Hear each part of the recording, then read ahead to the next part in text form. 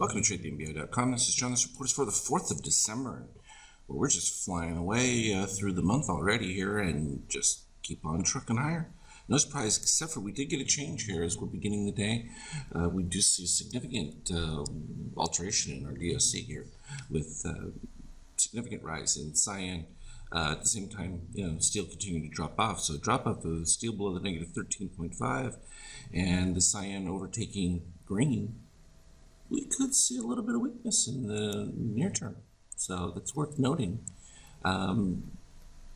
Similar occurrence in the NASDAQ, just it's a lot stronger simply because you have red breaking higher above the zero line, but you do have that same steel crossover that happened the other day.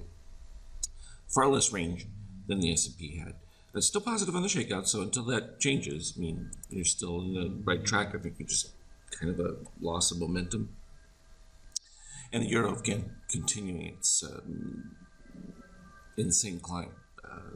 It's just all positive extremes, so it will get retraced. However, it's just one of those where it's caught fire because of the fleeing of the dollar at this particular stage, especially with the uncertainty that's still taking place.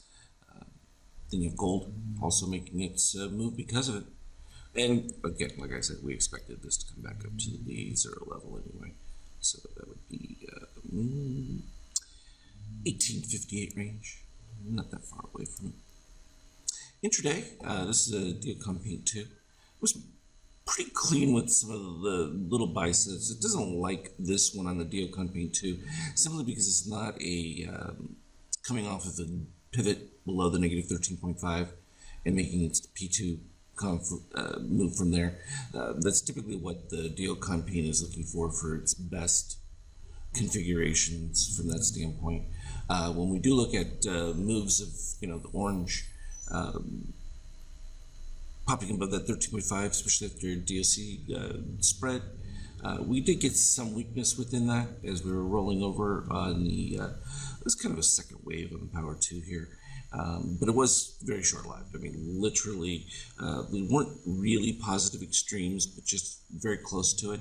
And that's kind of what it filled back. They were, the yellow ones right here. So I tend to give them at least some credence, particularly if I'm looking at a short. It gives me at least some idea. It's not an assured thing that they're going to hit, but at least it's a precursor that kind of gives you a clue. The second move really was one that gave it a bit more of a severe pullback, which again was just bought right back up with that orange dip below, and that took off fairly nicely. Only two, but yeah, exactly. Fell all the way back. And this is what we were talking about at the start of the month, literally from 4 days ago. Literally said exactly this, that while we may not see a huge range higher or big number movement, you're going to get intraday ranges that are significant. And that's in fact what we're seeing. So that entire dip bought back up and skyrockets. This is always an interesting one here too, and this is where you get the green over cyan at this particular point with the orange dip. I kind of like it. The cross of the Power Mode 2 comes literally at the same bar, and I'm going to put that in as a conversion because I think it's a little bit stronger than even waiting for where the orange is, because where the orange happens, it happens to be happening under falling steel at this particular stage, and then you get the immediate flip over, which interestingly enough does not cross below cyan. So you got the orange above, which is still bearish, but you didn't get the cyan to break below. And I believe it does it close right here, again, like within fractions.